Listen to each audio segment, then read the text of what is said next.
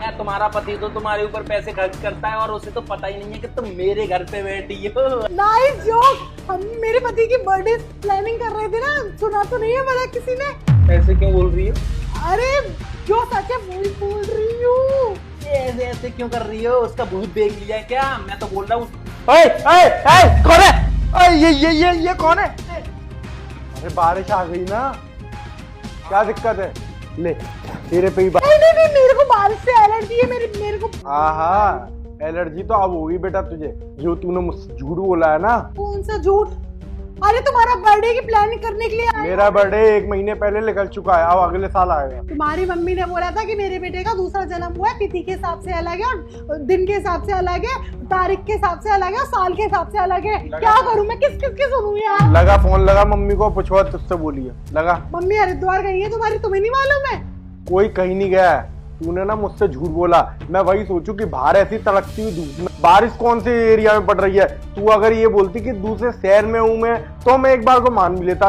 एक ही शहर में और कुछ ही किलोमीटर के दायरे में एक जगह धूप पड़ रही है और एक जगह बारिश पड़ रही है। फिर मैंने सोचा कि चलो बोल रही है तो सच ही बोल रही होगी। फिर मैं जब गाड़ी से उतरा ना, तो मैंने सोचा कि क्यों ना आप प्रेम से ही मिल लूं मैं। इतने दिनों से प्रेम से मुलाकात भी नहीं हुई है और यहाँ पे आके देखा तो प्रेम भाई साहब के घर पे ही तू बैठी हुई है। तो तुमको आज ही भरत मिलन करना था क्या? कल नहीं कर सकते थे तुम? अच्छा, आज ही भारत मिलाप करना था तुम्हें, इससे पहले कभी याद नहीं आई? हाँ, ये बोल रही हो तुम? हाँ, मैं क्या ही बोलूं? आप कुछ बोलने की ना जरूरत नहीं है। अब ये पानी को ले और निकल यहाँ से। कहाँ निकलूं? चलो हम दोनों घर चल रहे हैं तुम्हारे। कोई घर में नहीं जाएगी, ना मेरे घर में रुकेगी तू और ना इसके घर में रुकेगी। अभी बुलाता हूँ अपने दोस्तों की सारी यूनियन को और इसे कुटवाऊंगा मैं। माफ करो ना मेरे को। देखो ना, एक आध गलती तो ऊंच नीच में हो जाती है। मैं तुम्हें ना प्याज के पकौड़े बना के खिलाऊंगी। चलो। प्याज के पकौड़े ना तू खाइयो अब, क्योंकि जेल में ना मिलने नहीं वाले। तुझे धोखेधड़ी के केस में जेल में अंदर करवाऊंगा और डिवोर्स भी दूंगा तुझे। ये तो मेरा दोस्त है 10 साल पुराना, इससे तो अभी मैं बात करता हूँ। अच्छा, दोस्ती भाईचारा दिखा दिया ऑन टॉप। मैं कहीं नहीं जाने वाली, ठीक है? मैं मेरे से भी दोस्ती कर लो। मैं भी जा यहाँ से निकल। तो जेल साथ में जाएंगे। साथ में ही जाओगे जेल और अलग अलग बैरिक में रहोगे।